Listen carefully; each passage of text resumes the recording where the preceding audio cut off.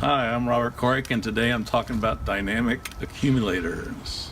The concept behind a dynamic accumulator is that the roots gather more nutrients down deep and accumulate them in the foliage above ground, and if you cut that foliage and take it off of the compost, you're enhancing the compost pile with that particular nutrient. What's disturbing about this concept is people think that it's only the deep roots that gather the special nutrients.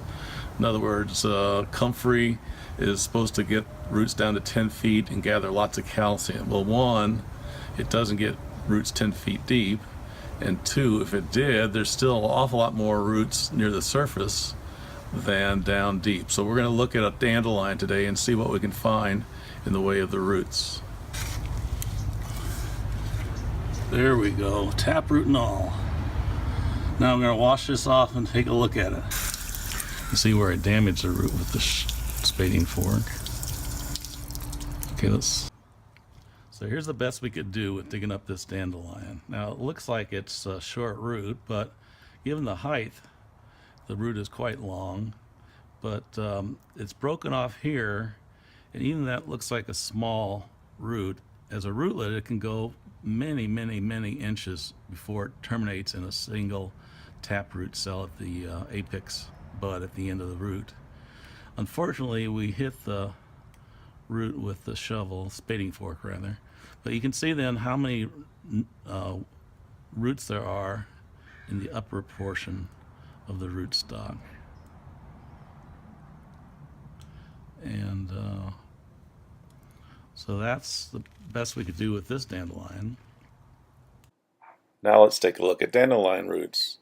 Roots down to 48 inches, but look how many roots are in the top foot. Okay, so I have a scientific paper about roots relative to, believe it or not, anti-aging and UV protection.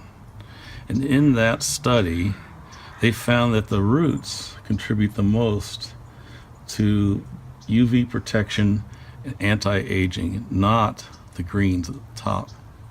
Another study was looking into the herbal use of roots of dandelion, and they use it to help detoxify the liver. And again, the roots itself had more of a benefit than the foliage. So dandelion greens are popular with some people as a salad green. And if they use it as a salad green, they get a phenomenal amount of benefit from the nutrients. 58% of the vitamin C for the daily use. It has 338% of what's needed for the vitamin A and 649% of vitamin K, which has a lot to do with how your blood clots. 39% of it is iron, but when compared to spinach, it's over twice as much iron than spinach. Well, what about dynamic accumulation? We do have a deep taproot on a dandelion. We have roots that come off the full length of the root system, the taproot, but we have an enormous amount of root hairs in the upper, in this case, a few inches, but in the upper foot of a normal, deep, mature dandelion.